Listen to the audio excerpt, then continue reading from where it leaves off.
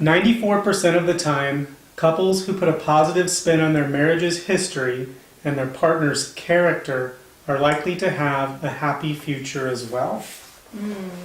That's kind of, a good all-encompassing line about Principle 2, which is about nurturing your fondness and admiration for each other.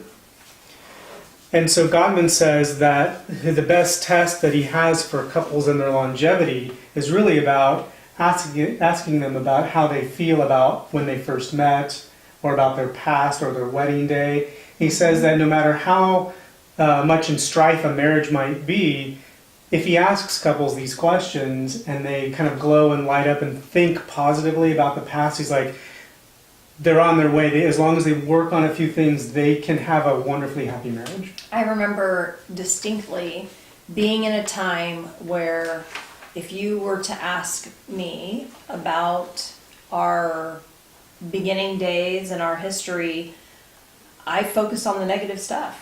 And I can vividly, even in this moment, remember some really rough times.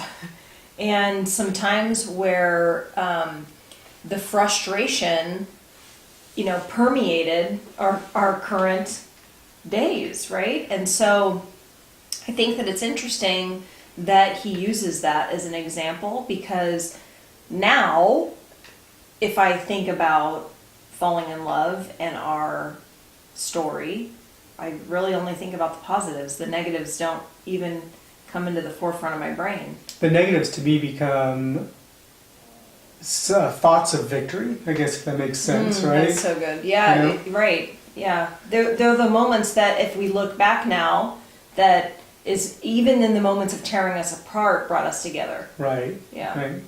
So what I want to say here too is that, and he even says, it may sound silly or even to the point of being ridiculous, but that happily married people, they like each other. It's like, duh, but really that's a big part of this friendship here, right? That fondness and admiration are the antidote to contempt. And again, we talked about that in a previous video, that contempt is when you're like, you just can't stand, honestly, you just can't stand the other person. You're doing everything you can to belittle them, tear them down, because you're like disgusted with them. Right. But having fondness and admiration, the qualities, appreciating qualities about you or about each other, are the antidote to that contempt. Right, and I think that the neat thing that this book does in every single one of these principles is it gives us ideas to implement right away. It gives you action items. And I think about back in the beginning, and I'm very grateful for this book and the action items,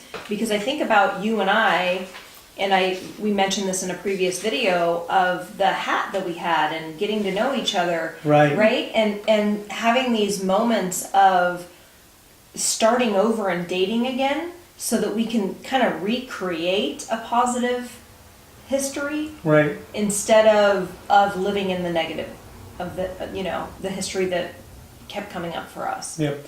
And Gottman does this a lot in this particular principle. He has 4 exercises. Usually he has a little questionnaire, right, and maybe 2 exercises, but he literally has 4. And in fact, the last exercise, which is quite profound and intriguing, is the 7-week course in cherishing your partner. Yeah. So, but let's go back to exercise 1, where he just really wants you to get into the habit, right, of appreciation. Yeah. Thank you for this, thank you for that, or this, here are some qualities I really like about you, because he has you sort of think about them, and he even gives you some examples in case you're having trouble. If you're in somewhat of a dark spot, he says, and you're not able to just sit and maybe meditate and think about them, he gives you some starters here to sort of to kick it off for you. But it's about discovering those appreciable qualities in each other and then actually sharing them. That's a big piece of it. The thing that comes up for me in this one is I'm reading Brenda Burchard's High Performance Habits right now, and I'm a big habit person. Your habits become your days, become your weeks, become your months, become your years, become your life. And when you think about cultivating nurture and fondness for your partner, and if things like gratitude or what you appreciate that they do and stories and things that have gone on in your relationship that are fond, having a daily habit around it helped us. Oh, right? yeah, absolutely. Think about so when we were first saving our marriage, we created an evening routine where we would check in and say, how'd today go? Right?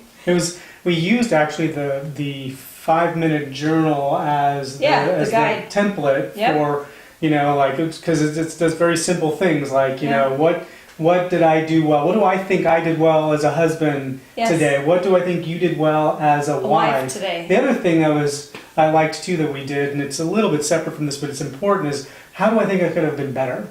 Right, and individually, and I wouldn't say that about you, and right. you didn't say that. I would say it about myself. Yes, and so the other piece to this is just looking back at the day, and I'll add in a meditation that we've done from Headspace, where it's a sleep meditation, and he has you start at the beginning of your day and think through, right? Mm-hmm. And think through the whole day, and just like replay the day in your mind, and that's what we did for our marriage. Right. And we replayed through the day in our mind, and we found the things that we were grateful for, and we expressed that gratitude. And I'll tell you that in the beginning, again, like all the things that we did to save our marriage, it was awkward and uncomfortable, and sometimes we couldn't really find much, and it, right? And it took time to find the things. But what had started to happen these are the habits that we started back then are the habits that we still do today. We actually do that in the morning now instead of at night. They just become second nature too. Yeah. Because even in the middle of the day, like you just said to me before we started this video, hey, thanks for feeding the kids this morning. Right. It was just, of course. Okay, and actually, here's how I'm going to put this for the women that struggle with the same things that I used to struggle with. I walked into the kitchen and it's a mess. There's toast on the counter that was left out. Oh, what did you make the other kid? Oatmeal. Peaches. Peaches. I cut up peaches. I made toast and so oatmeal. So there's peaches, there's oatmeal, and there's toast on the counter. So the kitchen's a tornado. Mind you, I didn't sleep very well last night, and so I was not in a good place while he got the girls ready for class. And so old Brandy would have walked into that kitchen and been like, you didn't clean up after yourself, right? You didn't clean up after yourself. New Brandy that has admiration for you and appreciation for you walked in and said, our kids got fed, and thank you for feeding the kids, and I hope that I'm the one that cleans that mess up, right? Like, that's the difference. It was a practical example. I'm glad you brought that up. It was right now. It's like real time. But I will be honest, old me would have walked into that kitchen with my little horns on, mad about that mess you left. Well, the good thing is that even when you're wearing your little horns, you still know how to, sort of. Did you just say I still wear the horns? Sometimes. I do. Sometimes you do, but it's okay. You, I think, have enough of this emotional intelligence he talks about to shift that thinking very rapidly, because Thank you. A messy kitchen still triggers you or anybody that... It didn't today, though. I swear to you, there was zero trigger. It was honestly, I knew Natalie had toast, and I knew Huli had peaches and oatmeal, and but the idea is that those triggers still start to come up and you're like, whoa, wait a second, I'm aware, I noticed this, and so a lot of this chapter or this principle is on this admiration, fondness, and cherishing. So cherishing is another word he uses a lot in this thing, and another a big part of every principle here in this book has to do with the small things. Everything is about little habits, many this, the little that create this ripple effect, that all the tiny little blocks add up to this wonderful marriage. It's not this grand gesture, it's not this big thing, it's all these tiny things.